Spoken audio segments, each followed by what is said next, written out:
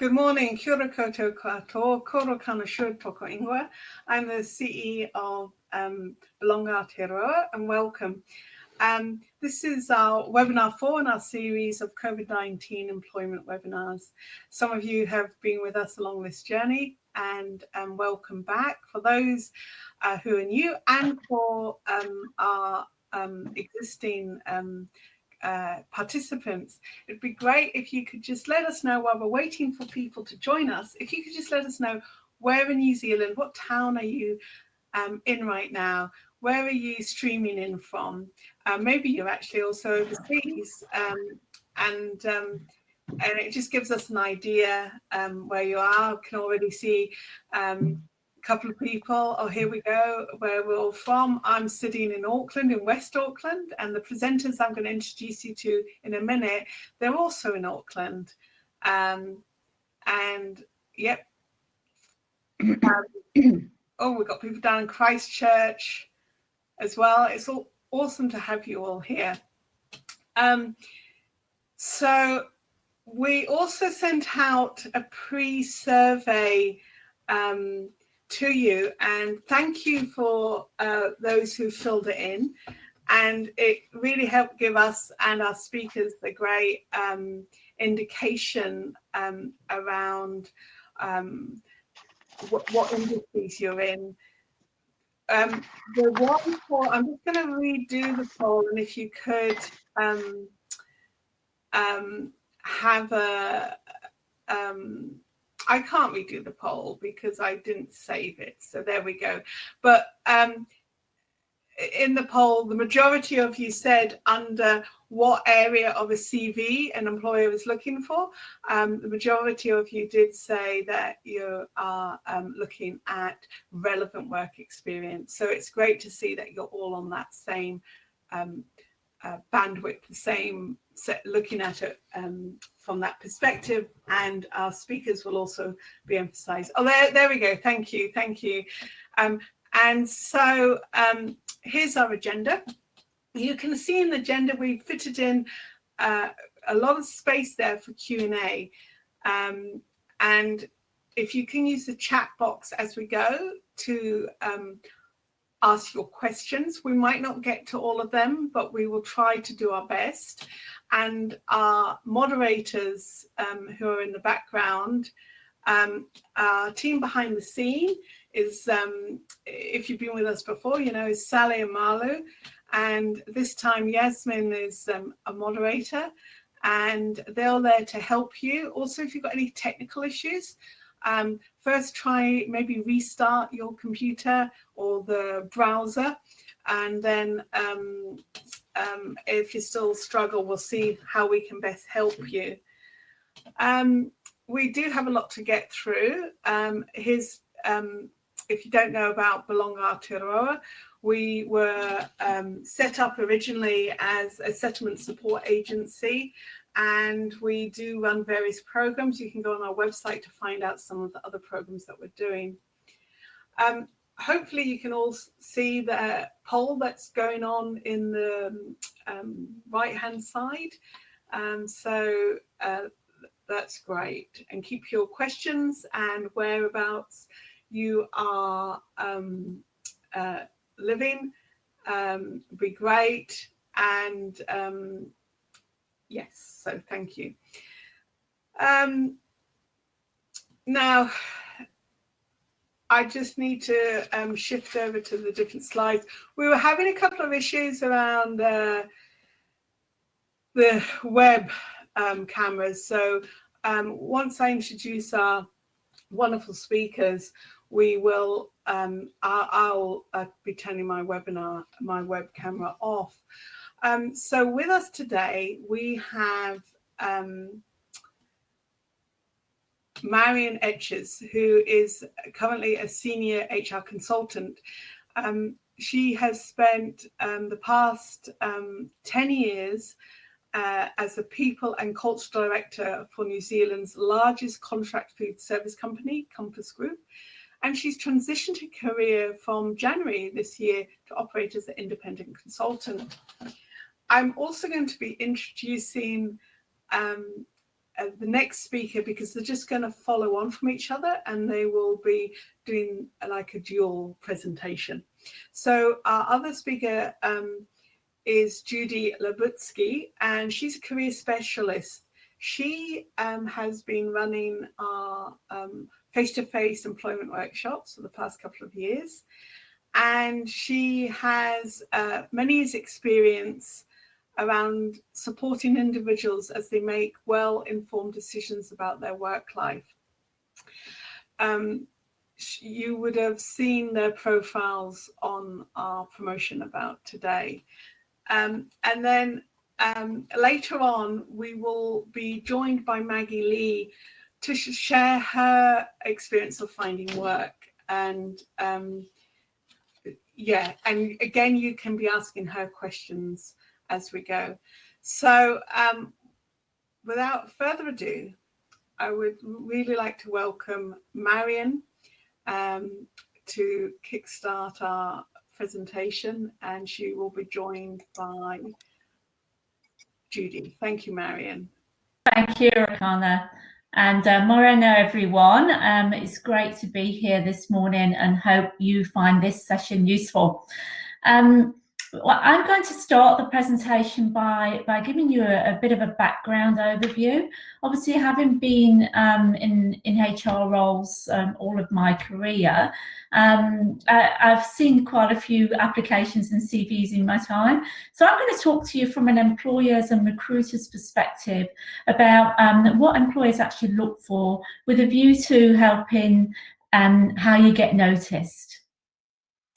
So first of all, a scary fact is, but an important one to remember, is apparently the average time recruiters spend reviewing a CV is actually 6 seconds, which is quite a shocking statistic. But that's due to large volumes, and recruiters get into the habit of sort of doing a scan through CVs and applications as they come in. So it reinforces the importance of actually getting your point across very succinctly and very early in your application. First of all, I'd like to just recap on the different job application approaches. There are 4 approaches I'm going to cover off. There's probably more out there, but these are the key ones, and key ones that I would recommend that you participate in, each and every one of them. The most common one is people generally look for job advertisements. This is what job seekers do. The important thing to remember here, though, is more than 60% of roles actually don't get advertised. And waiting for job advertisements is a more passive approach to job searching. Now, whilst it's okay, and you should continue it, there's other things that you could be doing as well that perhaps may increase your chances of hearing of an opportunity, I should say. Recruitment agencies are a really good connection into the job market. My advice is that you find agencies and consultants who specialise in your field or area of interest, contact them, send your CV, try and get meetings with them where you can so that they can get to know you. However, important to remember again, don't just do this, because a lot of employers also don't use recruitment agencies. There is a cost involved, so use it as a supplementary approach. Another one is there's nothing stopping people taking a direct approach to employers. And my recommendation in this sense would be for you to really have a think about who are your employers of interest and why, and then think about how you could approach them.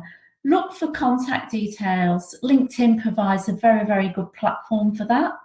Look for previous adverts from these employers to see whether they've got a talent or a recruitment team or a HR team, so you can sort of reach out and make a direct contact. And then be proactive in your approach to them. Don't just flick a CV, be proactive and really take a point of marketing yourself and introducing yourself. And lastly, but by no means least, I think by far the strongest approach you can take is using your network. Build your network. It's one of the most useful things you can do. You're more likely to hear of an opportunity via your network than any other option. Again, don't rely solely on this option though, but it's a really good thing to do. And I know from my perspective, transitioning from a salaried role into being a consultant, it's something I've worked really hard at and has been successful. So make a plan of who you're going to contact and when, and connect in with relevant professional networks, attend events, community groups, etc. And all those networks invariably lead to other networks as well. Another thing to do before you start applying for roles, in my view, is to take some time to just reflect and understand what you're looking for and why. Helps you to understand a little bit more about your motivations and your aspirations. What are your goals? What type of job would you like? What kind of organisations? This kind of period of reflection helps you take a more targeted approach. And it's a more targeted approach is likely to achieve greater success because you're much more clear, you're much more prepared when you're applying for those roles.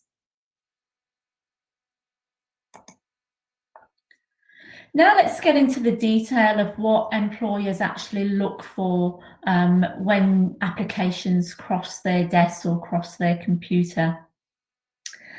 First and foremost, they're looking for a match to the highlighted job requirements. So from this perspective, it's important to really review the advertisement, personalise your CV and align your application to the role competencies. That is the role requirements. Make it easy for the hiring manager to see these so that, again, you get noticed at the beginning. So really take a point of personalising to that particular role so it's easy for those connections to be made by the hiring manager, whoever is reviewing your application. Secondly is to remember it's more than about qualifications, it's more than about experience even, it's about your achievements. So my advice is to really highlight your achievements where relevant, relevant to the role again. I call this the so what. So you may have had 10 years experience as an accountant, which is great, but that's strengthened even more if you can highlight what you've achieved in that time, what perhaps you've done that's helped the team, that's improved performance, that's improved quality or improved profits. Really have a think about how you've added value in your previous roles so you can highlight this in your application. And then really, I can't emphasize enough the importance of research. This is about being able to show and link your interest and knowledge about the company in your application and enable you to personalize your application. And Judy's going to talk you through this in more detail in her section today to help you do this. It really helps you formulate your questions and it really helps that link to be seen by hiring managers again. A few watch-outs, what to avoid. Important to remember these. Spelling mistakes. So it's so easy when you spent so much time on your CV that it's so easy to then sort of overlook spelling mistakes and grammatical errors. Get somebody to help and have a look over this. I know I do, because you just miss things and it just helps you present a good first impression. Another thing to avoid is generic applications. You may see a role and you may get excited that that's a role you can do, and you may be tempted to just flick off your CV and a standard cover letter. Please don't do that. As an employer, you can spot the generic applications a mile off. It's important to show that connection. It's important just to pause, take a bit of time to research and personalise your application. Avoid too much detail in your applications. Remember that 6-second rule. Another thing to remember is avoid at this stage emphasising your personal needs, interest in the role, rather than what your interest is in the actual position or the organisation.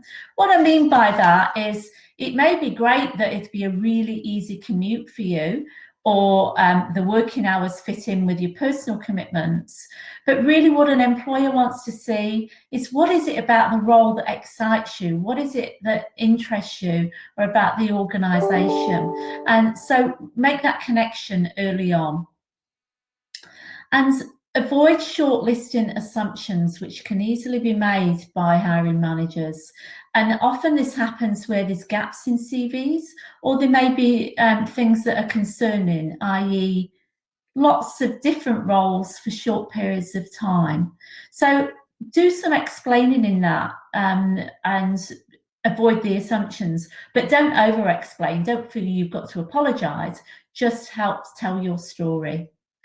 And last but not least is avoid photos. Don't put a photo on, they cause a distraction. And besides, an employer shouldn't be making a decision based on how you look. And then just to talk a little bit more about the COVID-19 job market, and then we'll talk a little bit more about this as we go through the presentation. Look, what to expect. We're in a period of disruption, obviously, and it's yet to settle. There's a lot of disruption out there now. There's a huge increase in volumes of applications as there's more unemployment, more people looking for work. What it does, though, it reinforces just what I've been talking about in the introduction, the need for your application to stand out. Don't let it put you off. Go for it. It also reinforces provides the opportunity, I should say, to reflect and understand how you've grown from the COVID-19 experience. I think that's going to be a common interview question, and it's a good thing to do, to think about how you've grown, how you've developed, and be ready to tell employers about that. You'll need to be patient, you'll need to be flexible. I think career pathways may take a bit of a detour.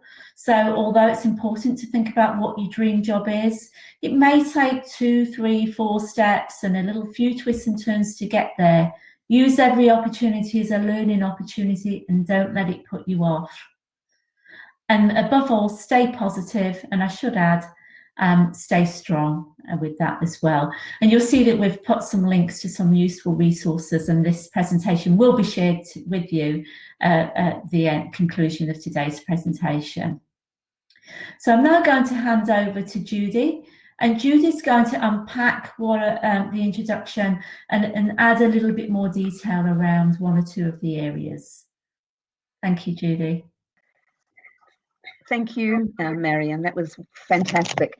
Moringa, everyone. Great to be with you here from my little room that I've been working in my virtual reality. If we could just have the next slide. Yeah, so Marion talked about the so what, and this is about writing achievements in our CVs.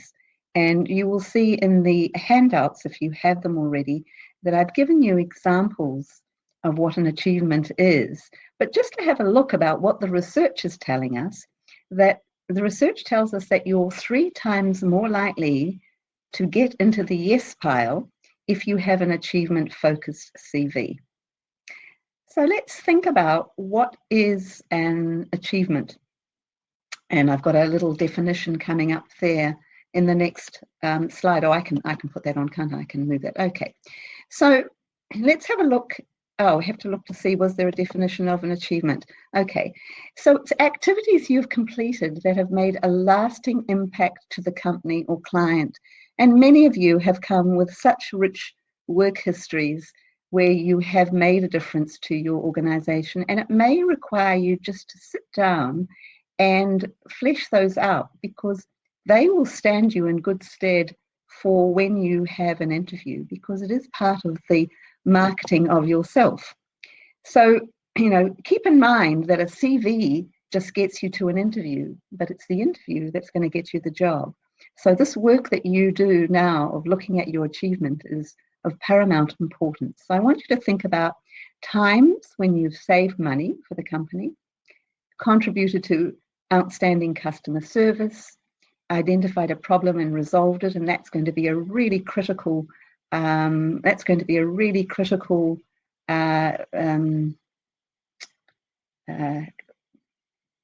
gift that you will have, your problem solving, because we really need people who can solve problems, because we don't know what work is going to be like.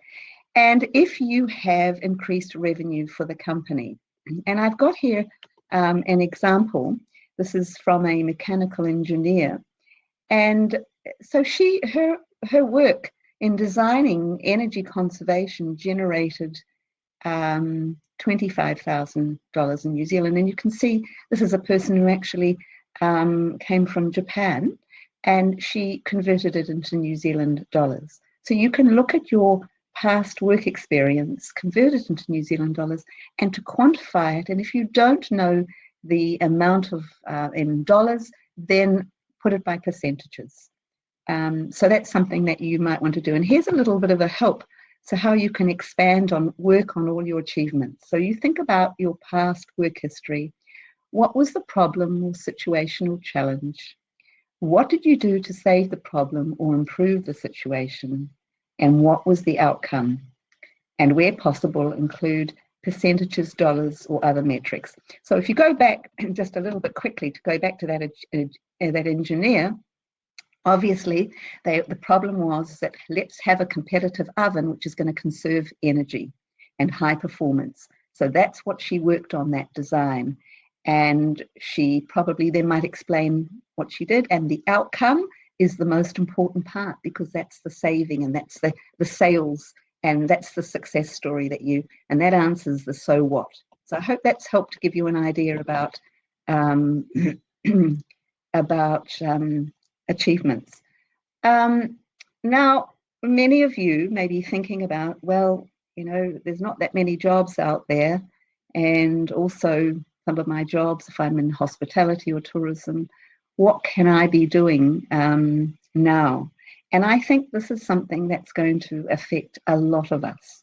And I think you're in a very great climate to have that short-term goal of having a transitional CV or even a career change CV. So if you've worked in training or customer service or project management, you can probably find jobs across a variety of industries. You might have been working in the tourism industry, which is also a customer service industry, and you might want to be thinking about training people even in a supermarket, because you've had that experience of dealing with customers.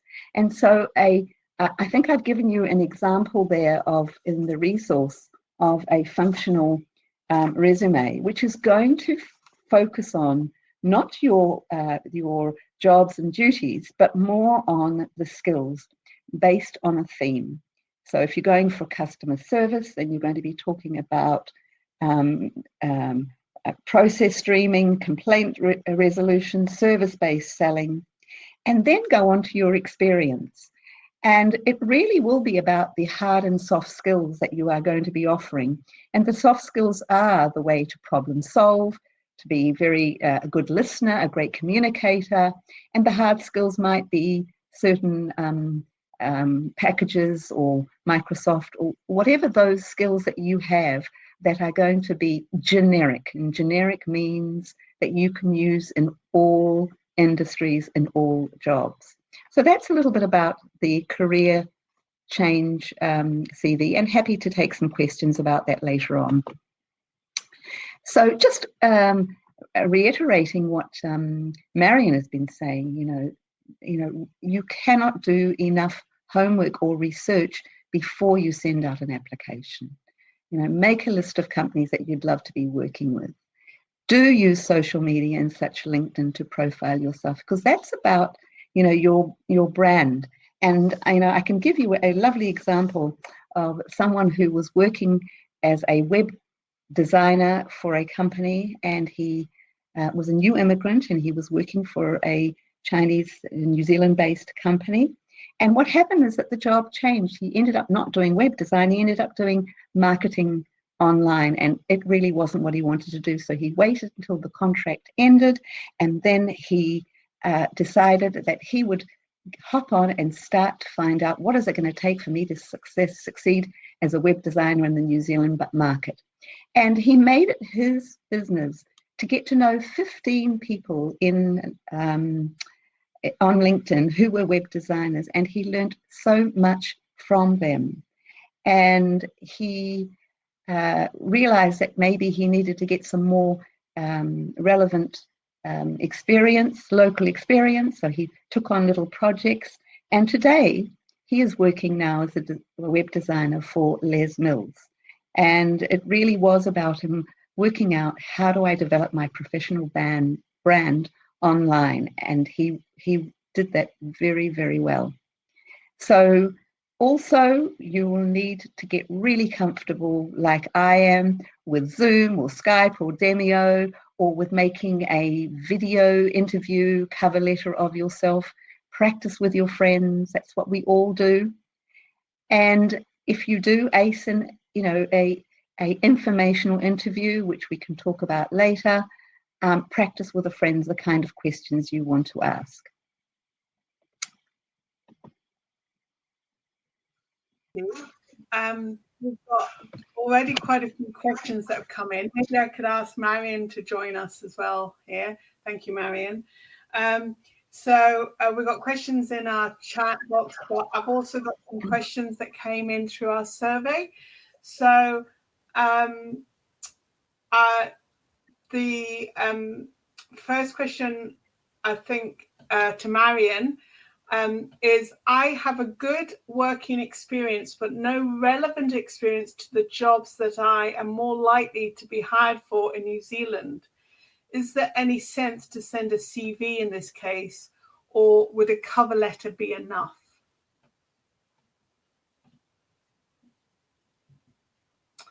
Thanks, happy to take that. And I think that that links back to some of the presentation that Judy just made as well.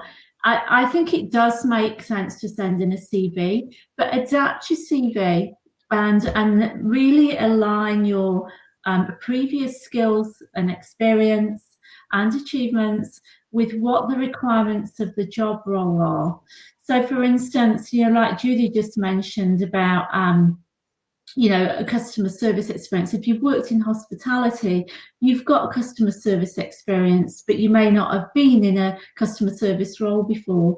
So make a point of pointing out, okay, these are the requirements of the role, and this is how my experience that links to that.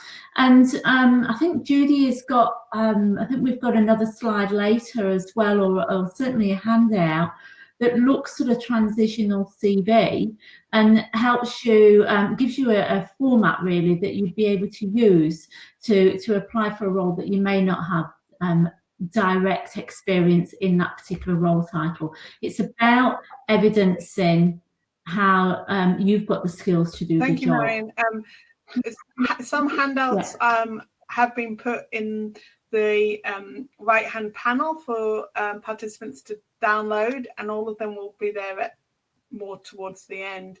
My next question is for Judy. I'm going to put it up live there. So question is, they're a registered social worker, and they're working in Auckland, but they're wanting to find work, it looks like, in the South Island, and they're constantly receiving declines.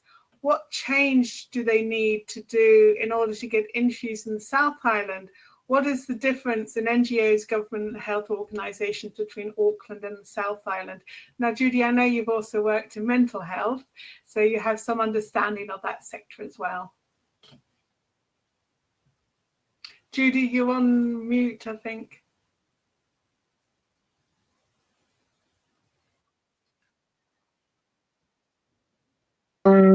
I would hop on the phone to have to talk to some of these organisations.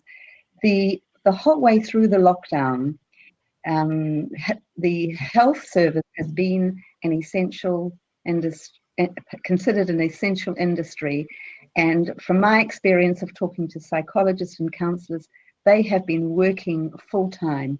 if you would hop onto the line of the website of Healthcare Medical, which is a hotline which covers drugs and addiction as well as many other situations, you will see that they are advertising for jobs. If you are not having success, it's a really good idea to find out a little bit about the organization, who works in the organization, and have a chat with them. And they usually put it on their ad saying, what will make me a successful candidate? This is who I am. And this is about you knowing what your professional brand is. You need to have the experience and you need to have the qualifications. Now, I have included in the resource some very useful links for understanding Te Ao Māori, which is understanding the Māori world, because we do believe that if you are going for even an NGO or a government or any health organisation, understanding about New Zealand as a bicultural society is incredibly important. It would be important to know something about the health model, the Māori health model based on Professor Dury, which is also a link there in the resources. So you may have wonderful experiences in your home country, but it may be important to have a look to see what are the models, what are the roadmaps that we are using in New Zealand. And I can assure you that if you are coming from a social services field, you will enjoy reading them. So I really do feel that if you're not being successful, hop on, find out, join a professional organization, even as an associate, and start to find out what's going to make me successful. So what is the difference between non-governmental and governmental health organization? Probably a little bit about their funding more than anything else. I worked for a non-governmental organization, which was working in the health sector. And I haven't actually, not sure that I've worked for a government health organization, but I think that you will find that they will all want the same skills set and experience and qualifications. Also, which I think was really helpful, if you go online and you have a look at the Treaty of Waitangi and nursing, you will find there really, really great examples of how you can weave in how you would respond to the sensitivities of Maoris in a health situation. And it's about deferring to the culture. You're not expected to know everything about the culture of every society, but it's about being culturally sensitive to everyone. So we start with the Treaty of Waitangi. So I hope that answers. Thank you, Julie. I've got a question here for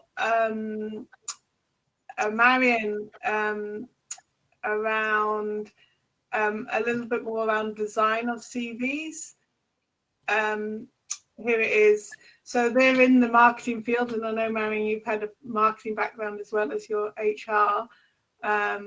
When they tried to compose a CV to look for a job in New Zealand, they tried to make it more modern and stylish with colour, because it's another way to demonstrate their skills. However, when they consulted a certified CV writer, the lady told her that in New Zealand companies still prefer the traditional format in a subtle and black and white style. Do you think this is true? Really interesting question there. And the thing with this is just it's really subjective in terms of who's reviewing the CV. It depends.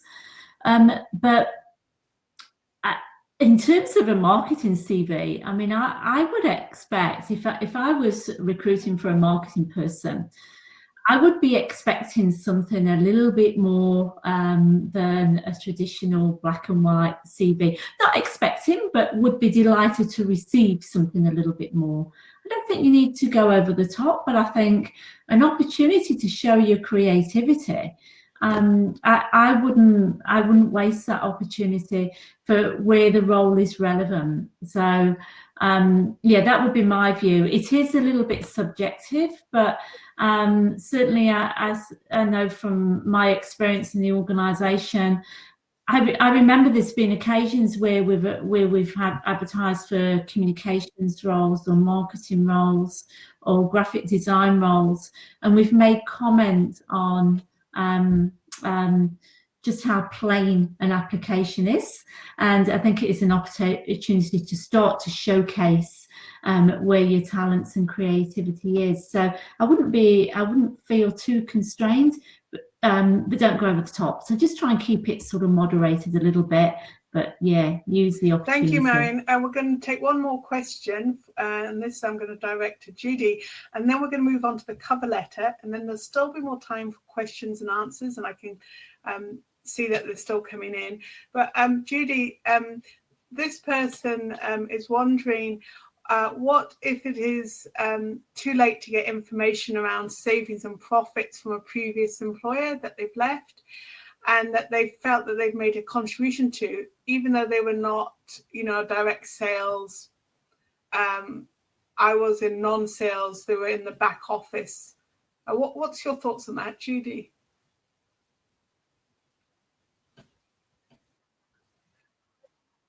Because if you don't know the figures, you don't want to invent them, because you want to have as honest as possible CV and as accurate as possible. So where you can't put figures, but you certainly could use the word significantly increased. I think that word significant can cover. But you do have people who are your referees, and often they could be people back home who might remember the percentage. So you might want to check with them, and that's not a problem to do as well. So I hope that's answered the question. Of course you can't, so you just don't, you won't make it up. You'll just have to say that it was significant, and as a result of it, what difference did it make? What was the benefit? It was a huge saving. Just back to Marion's question, just very, very quickly, that she said about the CV. I think there is no one way to write a CV if it's going to work, and I agree with what Marion said about the fact that it is subjective. But just a point for someone who is marketing in this new age that we are in, you may have to think about that if marketing is not going to be so much in demand, you might want to then think about looking for jobs that are more in communications. That's just a thought. Thank you.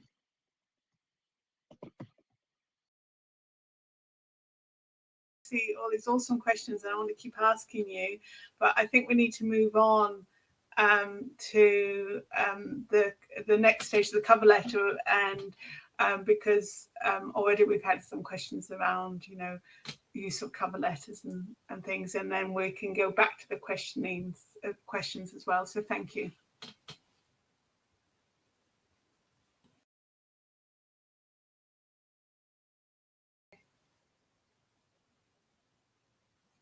And I have been saying is that when you're writing a CV, you are actually marketing yourself. So when you're coming to the marketing to your cover letter, you're still marketing yourself, but it should be as concise as possible. And you can see that it's the same things, no spelling or grammar mistakes, and get someone to check it for you. And honestly, no shame in that. English is my first language, but I don't have a very careful eye. So I always get my husband, whose English is superb, but English is not his first language. And he will always pick out that I may have left a comma out or something like that. So always get someone, preferably who's got better grammar and English than yourself, to read over your CVs and cover letters. There is a format, and I guess it's depending to the nature of the company about the level of formality or informality. And of course, it has to be tailored to the job. So in your resources, you will see this copy of this letter. So you can see in this letter, if you're reading it, that you are expected to, in that there's three parts to a cover letter, really, to say why you're applying for this job, what you can bring to the job, and why you're interested in the job. And if you think about it very carefully, those are the 3 basic questions you're going to be asked in an interview. So again, writing a cover letter, it requires collecting your thoughts and preparing you for that interview. By the way, I used this particular cover letter because he talks about him having been a project manager working with agile teams. I think Marion will support me on this. This is something, working agile is something is really valued in New Zealand at the moment. And so that's a kind of to catch the eye of the reader that you're coming with these particularly well-desired skills. Here, using bullet points are really good. 10 years project management, working with multiple plans to meet every budget and lifestyle. Again, mentioning the agile.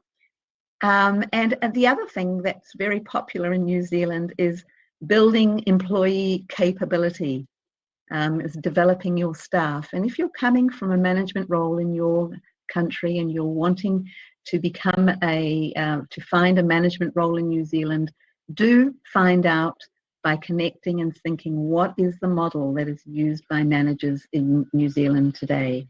Really very important.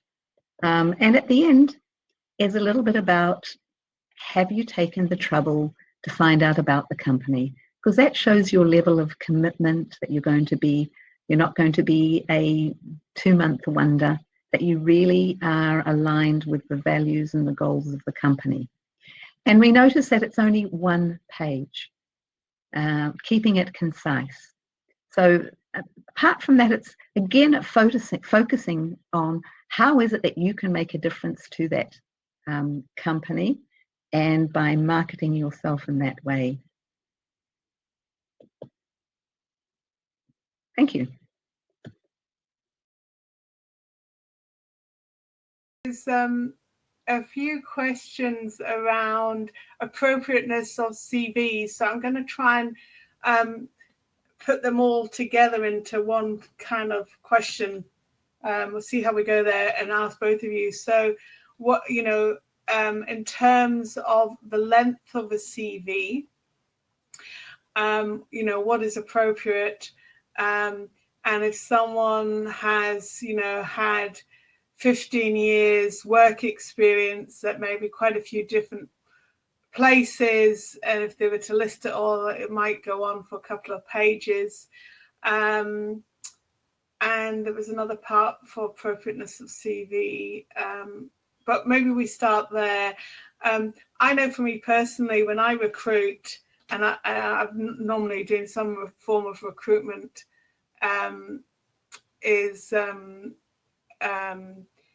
every year, is that if a CV is too long, I don't even bother to look at it. And that's very harsh. But as Marion said at the beginning, you got 6 seconds to impress. So yeah, what is an appropriate CV in terms of the length?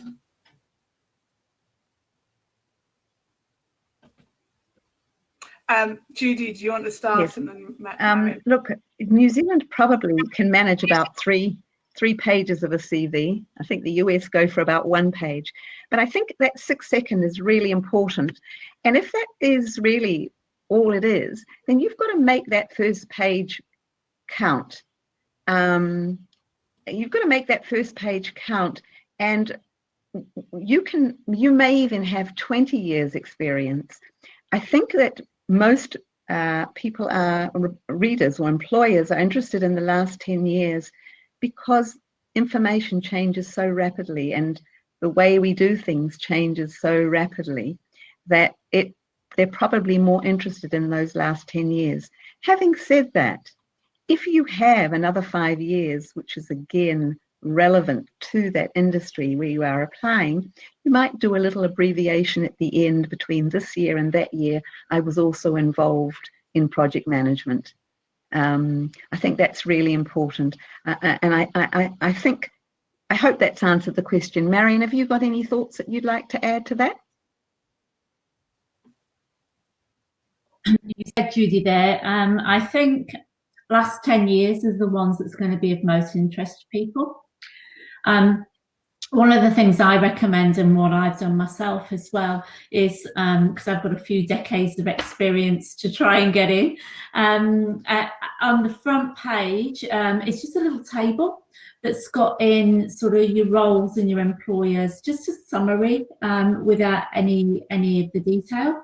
And then you can go into the detail in the body of your CV, highlight with your highlights and your achievements, just covering the last sort of 10-year roles over the last 10 years, if appropriate. If you've had lots of roles, you may sort of choose sort of about 3 or 4 roles that you add the supplementary detail to.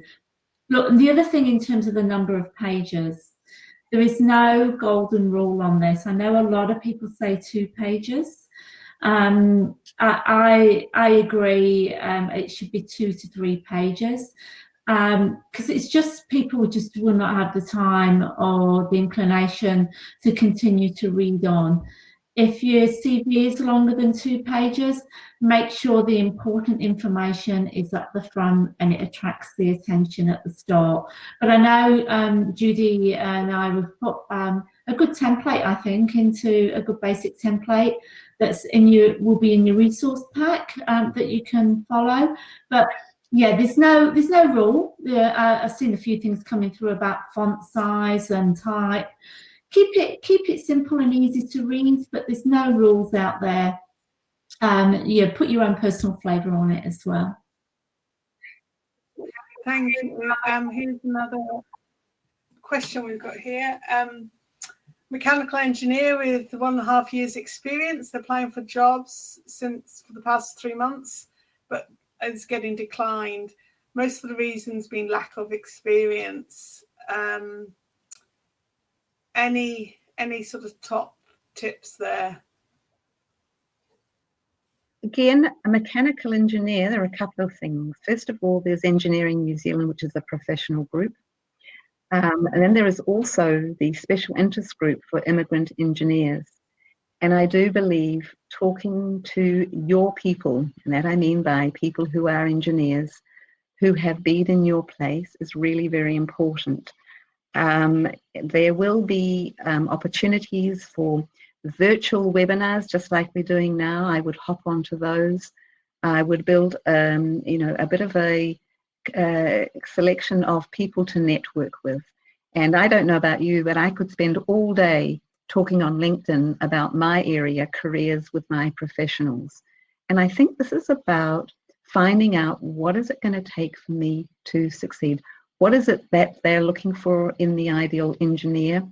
If you are applying for, first of all, if you've been applying for the last 3 months, this has probably been a really difficult time. So I would be wanting to find out what is the situation now that we're going to level 2. It's all very unknown. And I would just be finding out really, what is it going to take for me to succeed?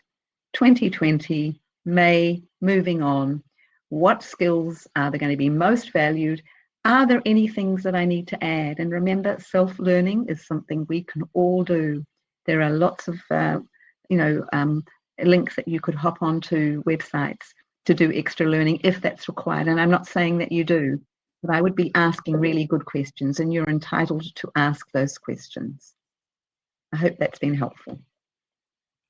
If I could just add to that as well, again, I agree with what Judy said, and I think thinking about this from an employer's perspective, you do get a lot of inquiries and a lot of CVs across your desk, but I think this is a time where I seriously would try and get a conversation with a recruitment manager or an operations manager in some relevant organisations, and talk it through with them and try and get their advice on what types of things they're looking for and what types of roles your experience may actually work for at the moment.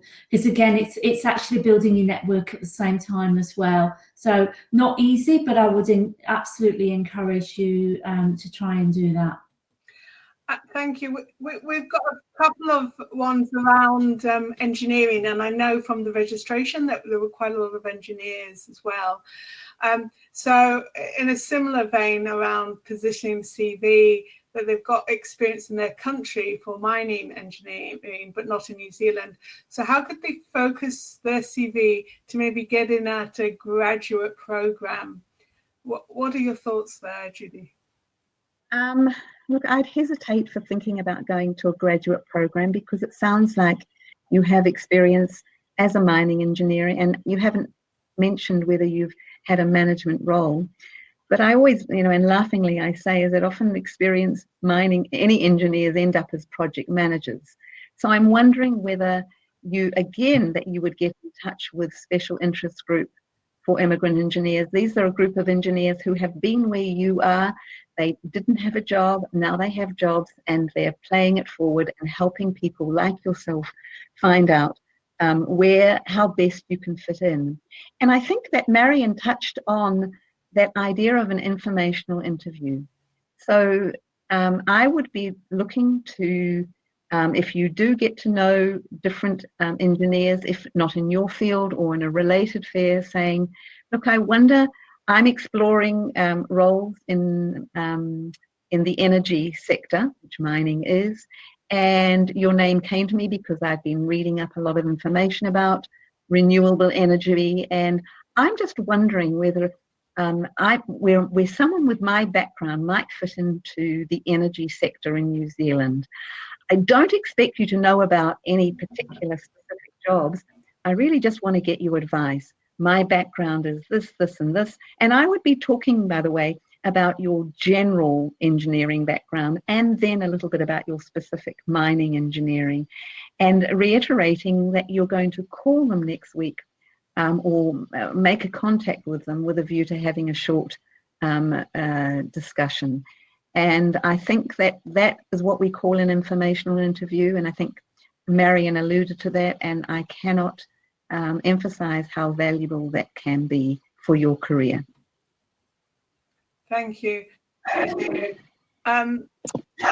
Sorry about the echo just there. We have a question here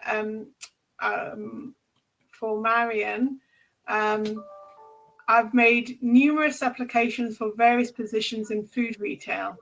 The first step is an online form plus adding CV, but I don't even get a reason why I am declined. I don't want a career as I'm a mature worker. I'm wondering if my age is going against me. Thanks, Rakana. It's interesting. I actually saw this one as well pop into the inbox, and so I'm glad you've asked this question. And it really saddens me to hear of these situations, because I know it does happen, and it happens even more so in the virtual world of online applications and digital shortlisting. My advice, and I know in my previous organisation where in my team I had a talent acquisition manager and a recruitment team, my advice would be to not be afraid to reach out to those people and have a conversation and find out if they can give you any tips in terms of how to position your application, because it's difficult to say obviously without seeing your CV, but I think put all the principles in place, ensuring that there's that alignment. Age shouldn't come into it.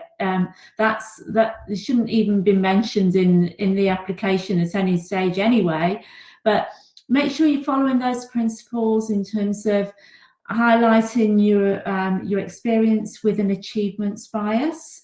And even if you don't want a career, it's still important to show employers that you can do the role and why you're the best person for the role. But yeah, please do reach out. Not all of them will respond and accept a conversation, but I know certainly from my previous experience that my recruitment team would do that for people that reached out to them. So I would give it a go and see if you can find out some of the reasons, not reasons why you've not got the role, position it more around you know, how you can sort of improve your application and what sort of positions they feel that you should be applying for. It just shows a proactiveness there, and don't give up. Thank you, Marion. Judy, do you want to add anything? Look, under the equals opportunity, of course, no one should be discriminated on the basis of age, but we do know that ageism is alive and well.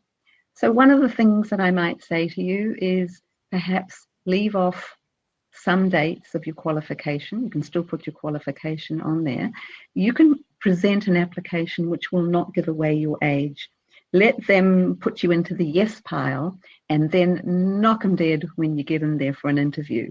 I think we have to presume that people are not discriminating, but we also have to remember that people who are in recruiters and who are in HR are often have got possibly younger and might have in their mind a younger person, and that just might be the way that it is. So I do remember that when my husband was made redundant, I said to him, leave off, the date of your first degree so that people don't know your age. And I do remember very naughtily an HR person saying to me when I inquired, saying, how is the application of Boris Levetsky coming along? And they said, how old is he? And I had a really dilemma there, because I could say to them, well, you're not allowed to ask that question. Or I could say, I'm wondering why you're asking that question. And I played absolutely dumb. And I said, gosh, that's a really great question. I had no idea, but he looks good. And in a way, we have to have a little bit of humor with age. And I think that with age, we do get humor. So don't be afraid to leave off the dates, give yourself that chance, and then knock them dead when you go in for an interview. And I'm sure you'll break that barrier easily. Following on from that sense of discrimination, we have a question here. Someone's in a wheelchair. Is it necessary to include that in their CV? What are your thoughts, Judy, and then Marion? Absolutely not. Absolutely not, because what should be in a CV is your ability to do the job. By law in New Zealand, every place of work, every place of entertainment, anywhere in New Zealand must have wheelchair access. If it's not okay legally in New Zealand. So the focus needs to be on, can you do the job? And New Zealand certainly in writing and indeed embraces diversity in all its form. So please feel reassured, it's not about where you're sitting. Thank you. Marion? Yeah.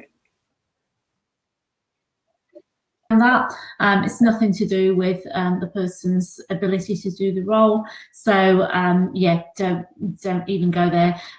From a practical perspective, you can talk about accessibility requirements once you've been offered the role. It's nothing to do with your abilities to do the role or your application. Great. Marion, maybe you'd like to start this one off. They're on a open work visa. How do they stay on top with those that have permanent residency, as organisations to prefer to hire those with PR, permanent residency?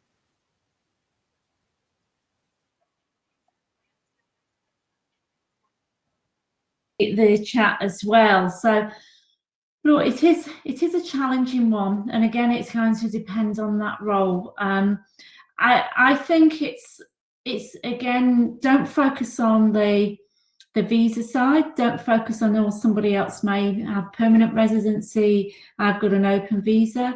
Focus on why you're that best person for that role, and really put your mindset to that, so that flows through in your application as well. Different employers will have different needs, and you know, some people are looking more longer term.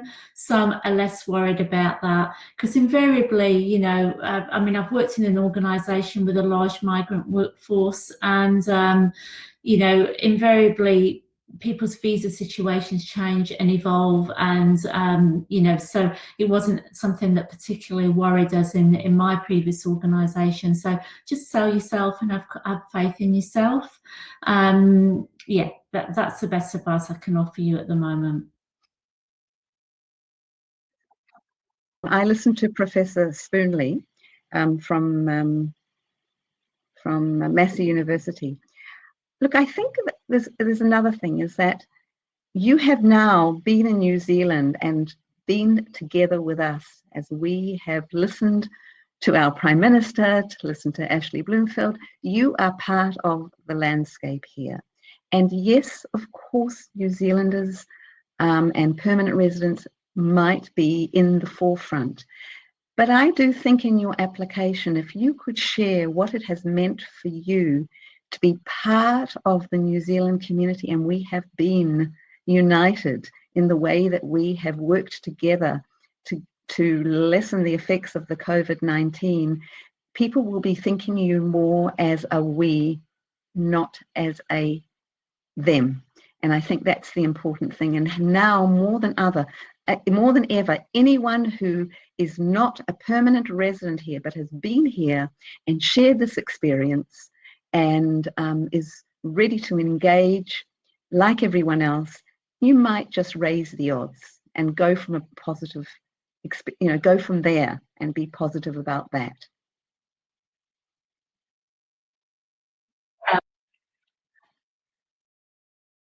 But don't be too fixated on it being a permanent role that you're applying for as well. If there are opportunities out there for fixed term arrangements, casual assignments, they're all great because it's demonstrating your work experience and your experience in New Zealand. So yeah, you'll get there. Just please do keep trying.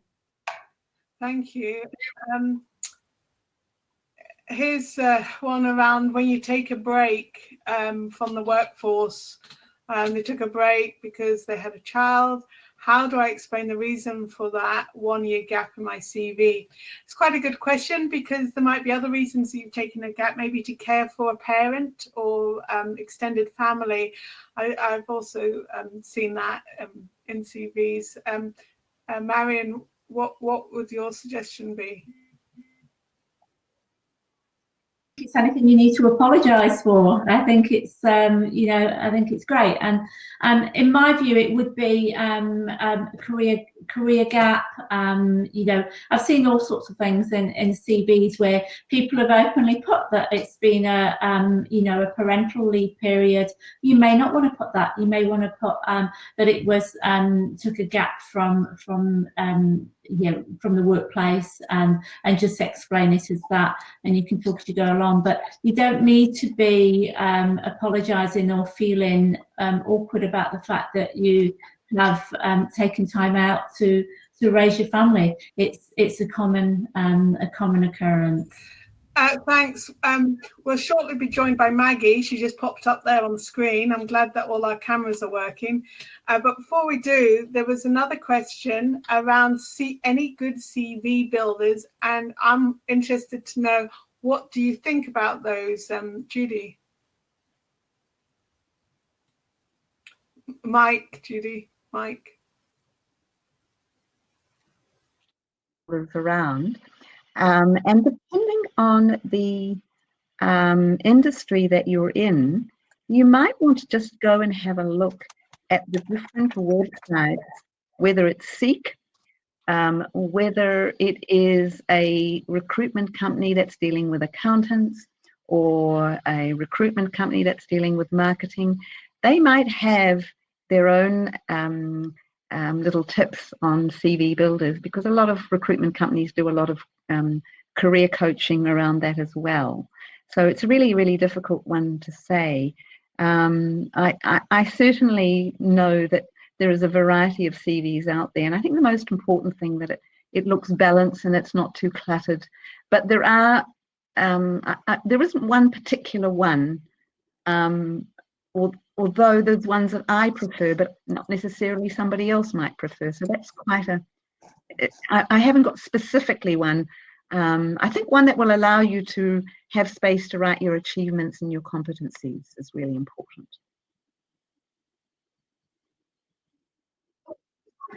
Yeah. before we start, I'll just do a little intro to you. Maggie arrived in New Zealand, if I've got this right, in 2016, and she studied at Otago Polytechnic, and she actually got her first job in October 2017 in a property development company as a project manager, and it was a 12-month paternity cover job contract. And then in 2018, she went overseas and traveled and visited family in China. And she started to look for a job from February last year, 2019. And she couldn't find a job at that time because she was looking for an opportunity to work in a multicultural company. She had her fixed ideas about what she wanted to look for.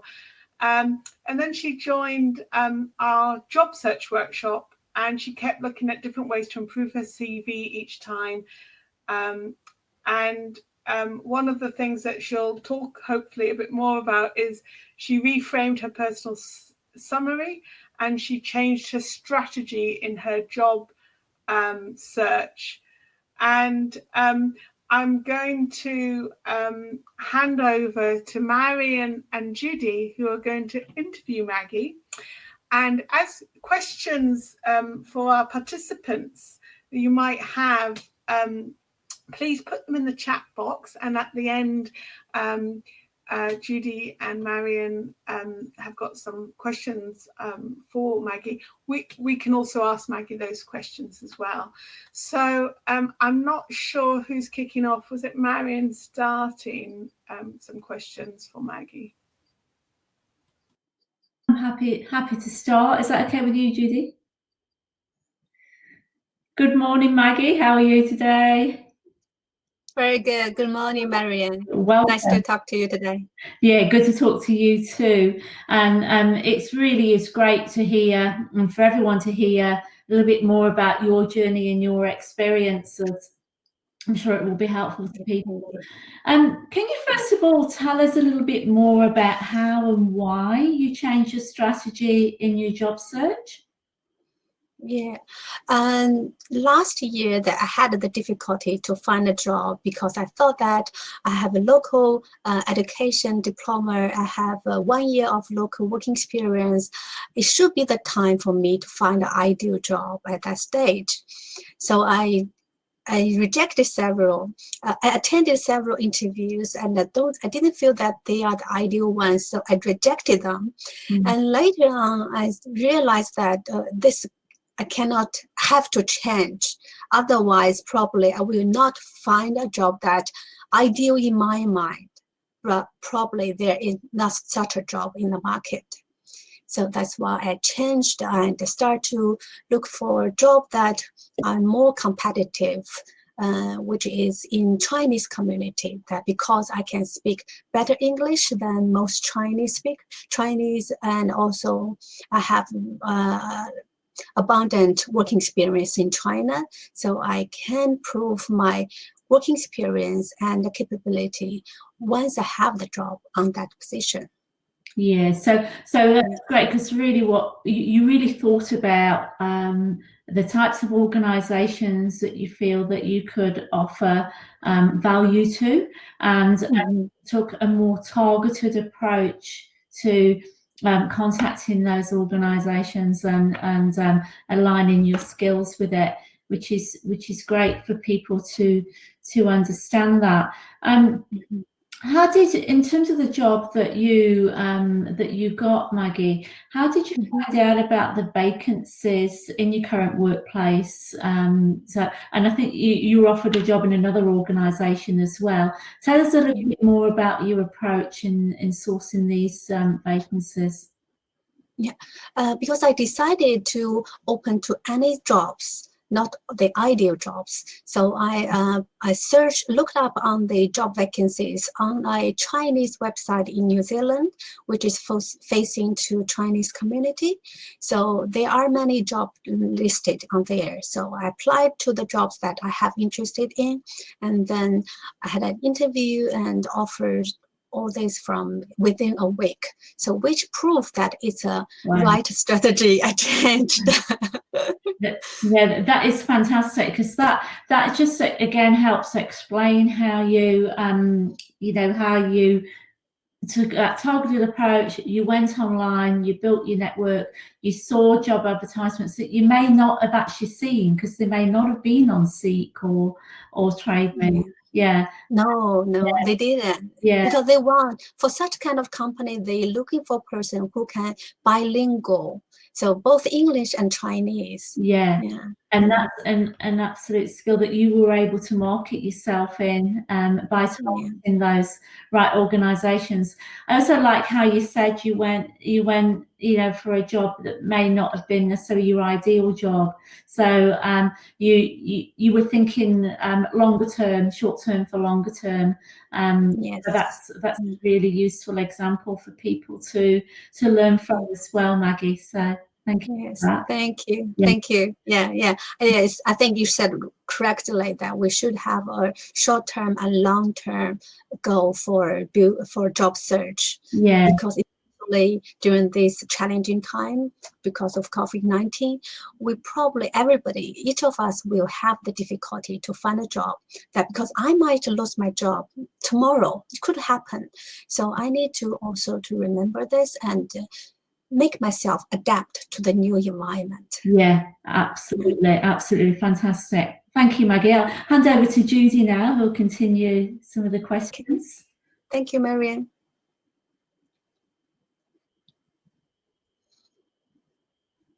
Got such a substantial Chinese community living in New Zealand. What do you think was the reason why you were invited to an interview? What do you think that they saw in your application? I think that firstly, I apply to those jobs that can use some of my experience or skills in my past experience in New Zealand, no matter they are paid job or volunteer job.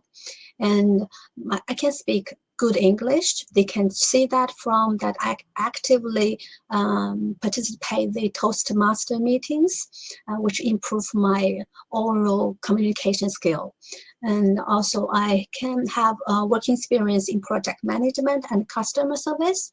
And customer service skill, according to my observation, is a very important skills that on New Zealand market that employer will look for. Yes, and I think that's really interesting, because I think for our participants to hear that your past work experience were valued, because often I'm asked, should I leave off my past work experience from other countries? And of course, it's really very important that people can see that you're not just that role, you're accumulation of all that past experience that you bring to the job. Which tells me, that also brings me to the point, is that even though you started off as project coordinator, you are also now manager of HR at Vicon, which wasn't initially in your first application. Can you tell us about how that came to be about? During the interview that I also, besides to demonstrate my skills in the project management and my knowledge in the building industry, I also make emphasize, but not a very big emphasis on that, my experience in human resources and office management, which to prove to the employer that I can do multitasks. I'm not limited on one position. If you are happy, I can do much more than you expected. So this gives opportunity, open the door for me that during my probation, which is 19 days, that I continuously to give my advice when there's a chance on human resources and office management, to give the confidence to my employer that I'm the person can do more jobs. So I think that's one of the reasons that he asked me whether I'm happy to take the HR manager position during my probation evaluation. Thank you for that answer. And I think that it also is helps to explain to everybody who's listening that in New Zealand, we are mainly small to medium companies, which means that we do have to be generalists, and that even if we have a job description, we end up doing much more than our job description, which is very different from many countries where you have been given a specific job and that's what you will do. So I feel that that gave you a versatility. So thank you for sharing that.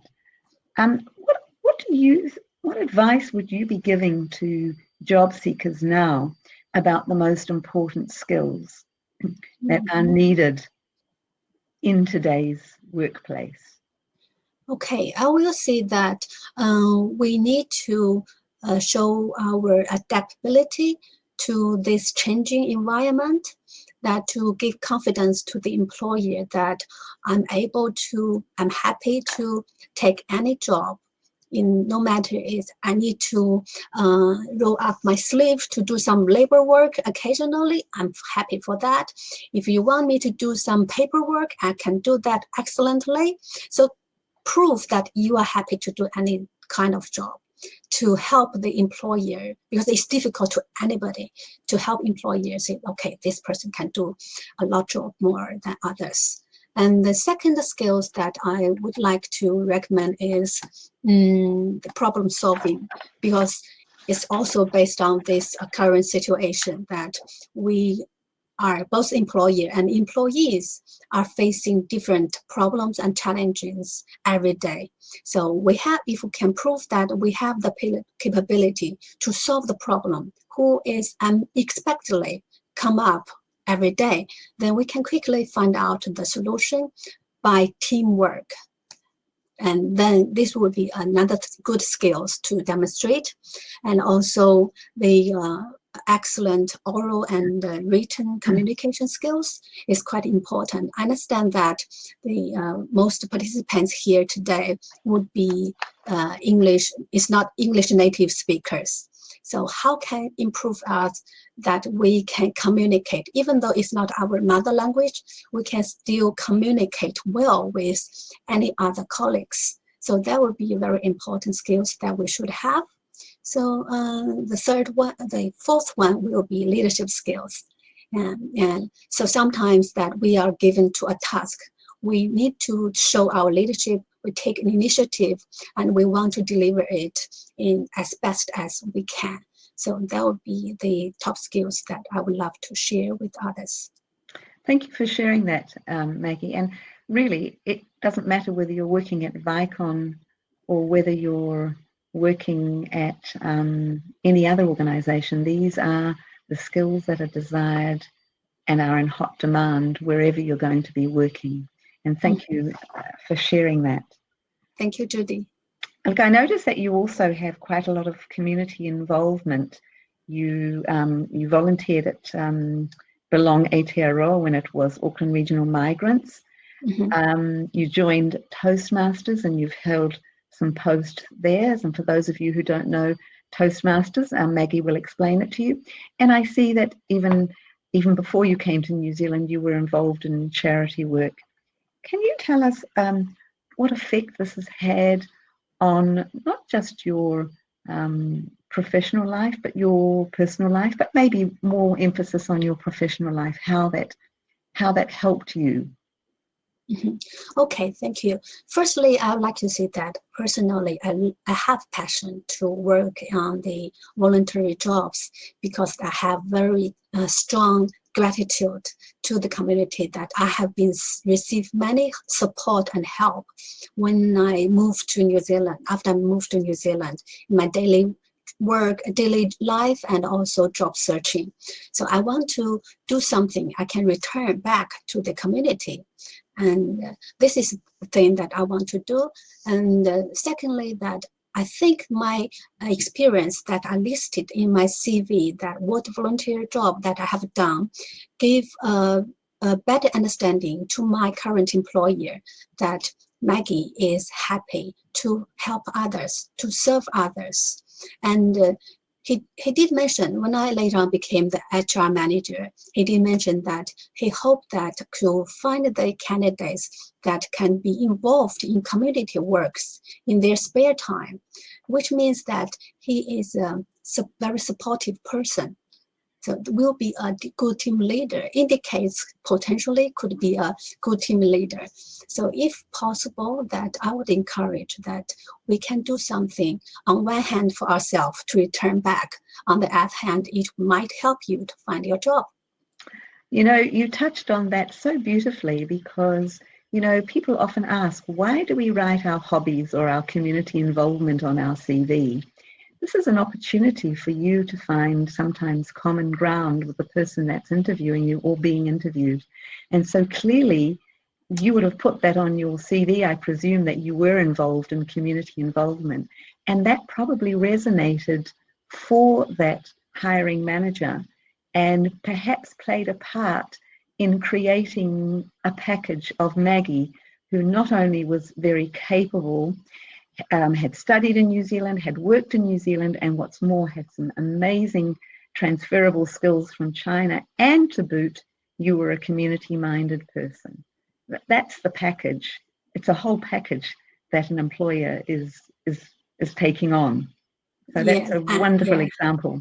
Yeah, and also according to my understanding to New Zealand culture, people appreciate those people who are happy and willing to help others and those humble people. So this is something that we can demonstrate during the interview. I think we've seen that actually across the world, haven't we, with the global situation? Yeah. You know, this is what's melted our hearts, isn't it? Seeing these acts of kindness from so many people. Thank you so much, Maggie. Thank you, Judy.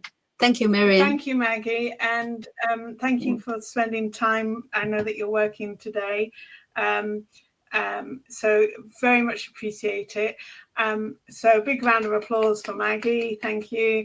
And we've got a bit of time for a couple more questions that I'd like to fit in, mainly for Judy and Marion. So Maggie, if you need to go for back to work, really appreciate it, and thanks to your boss as well. Thank you. Thank you. Okay. Thank you, Ratana, and good luck to everybody. Stay safe, stay healthy. Bye. Bye. You too. Bye. Thank you. So, Marion and Judy, I just got to find the questions. There's some really interesting questions that are coming up. I thought this one here, how to explain that you've had a lot of experience in a role, for example, as a business analyst, and now you're applying for service desk role. Your CV shows service desk role, but LinkedIn, you are a BA. You can't change LinkedIn every time you apply for a job, you know, for a slightly different job. What are your thoughts on that, Marion?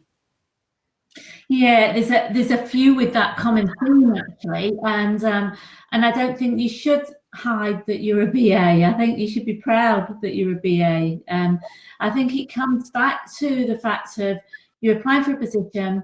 Don't just flick a CV or a generic cover letter off without an explanation. That is really making it clear that you understand this is a different role to the role you've done, whichever the last role was. These are the skills for the role, and this is how these are the requirements for the role. These are my skills, these are my achievements, how I feel I can add value to the role. So it's more around that linking and personalization again. And you don't need to hide you've got higher level qualifications or have been in higher level roles.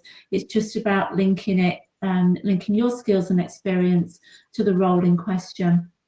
I think the other thing as well is try and get conversations if you can. I know it's not always possible, but if you get to have a conversation with the hiring manager or the recruiter, just to help convince them that you're well aware that this is a different level of role, but you've got strong interest and you've got strong skills that can actually add a lot of value for that organisation and for that role.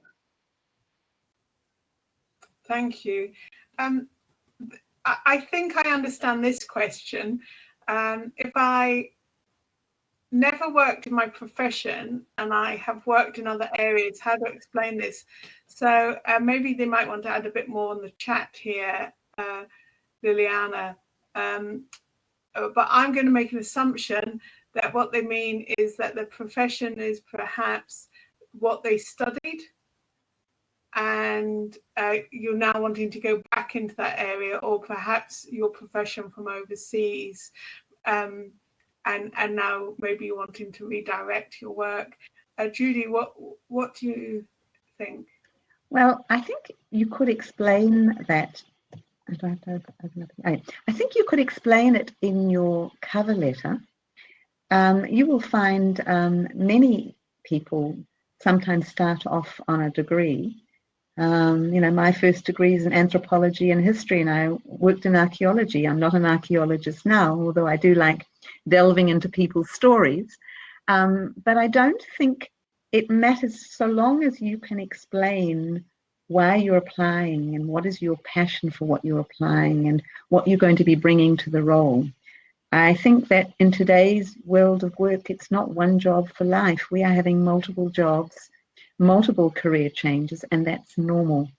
And if you can apply for a job where you can show you've got a work experience and some successes, and then explain why you are in this particular area and why you're applying for this area, it will be just as compelling. Thank you. I think we've got time for one more question. I'm just, Marion, can you see the questions in the box? I'm just trying to go, I think, oh yes, there was this one. I think we've touched on it, but to emphasize, we've talked about, different roles, but when you're redirecting it around should you reposition your different career goals, for each CV, to make it attractive to that potential employer. Marion, what are your thoughts on that? Yeah, interesting one there, because I think it's about personalization, but your goals are your goals, and you will have hopefully done that period of reflection on that. But without actually duplicating what, say, a job ad or a position description says, I mean, you don't want to make it word for word that shows that you're saying, oh, these are my career goals, and it's exactly the match to the role. Your career goals are your career goals, but it's about sort of adapting your profile, I think, to demonstrate how it links through. So I didn't explain that terribly well, but I use it my own experience when I've sort of gone for a role that's more focused on commercial outcomes, or gone for a role that's more focused on organizational sort of engagement outcomes. I've slightly tweaked my profile and my CV to put emphasis in a different order. So it is worth looking at it, but I think it's more around just making sure your skills and achievements, your highlights, are aligned and in order of perhaps what that particular role you're applying for is, if that's helpful. And sorry if that was difficult. Can I add to that? And just with a story, because I'm a little bit hesitant about saying people have a variety of CVs to cover a variety of roles. I had a former client, and he was very successful in the commercial carpet cleaning, and he came from South Africa. And in South Africa, you are the marketing, you are the training. He wrote the training manual, he did the payroll, but he was an expert on cleaning. And he wanted me to help him write a CV for management, for customer service, and for the cleaning. And I think for when you're coming for your first job in New Zealand, and if it is your first job or you're trying to get back into the work, play to your greatest strengths. If you have customer service, but it's in the cleaning industry, stick to the industry, and your focus must be on the industry itself. And what happened with him is that I did do the 3 CVs, but of course he was shortlisted for all of the cleaning jobs of the big cleaning franchises. And then he landed himself with a conversation with someone who was working in the cleaning of fast food. Well, he worked there for several months. He's now co-owner of the company. And not only that, he is an accredited immigrant company. And he did this all in the space of 18 months. But he stuck to his industry. And not only that, he had a few, contracts with a Canadian company for cleaning carpets, and he's rolling out that as well. He's an incredible success story. So to spread yourself around is quite difficult. I think you've got to focus where your greatest strengths are, provided there's a market for that kind of work. And I hope that helps. Thank you. And we've just run out of time now. So I'd really like to thank Marion and Judy for your time and your expertise. Thank you to our participants for your questions. I know we haven't got round to answering everyone, but hopefully through the handouts, there's some links. And also Judy is available for one-to-one sessions as part of her consultancy service. And if you want to get in touch with any of us, please email and we'll connect people. Next week session is on interviewing, how to win at that interview. And so, yes, thank you, Marion, and thank you, Judy. Thank you, Roxana. Thank you, everyone else. Thank you. Bye.